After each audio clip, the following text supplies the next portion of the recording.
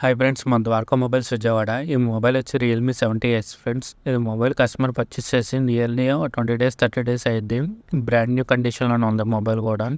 దీనికి కంప్లైంట్ వచ్చి సిమ్ వేసినా కానీ సిగ్నల్ రావట్లేదు.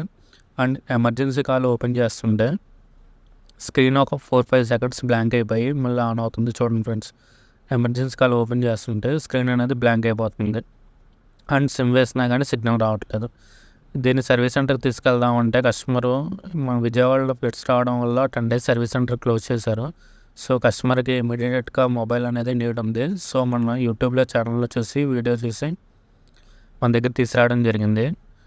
ఈ మొబైల్ అనేది మేజర్గా మనం వారంటీ ఉంటే సర్వీస్ సెంటర్కి వెళ్ళమని మేము కస్టమర్కి సజెస్ట్ చేస్తాం.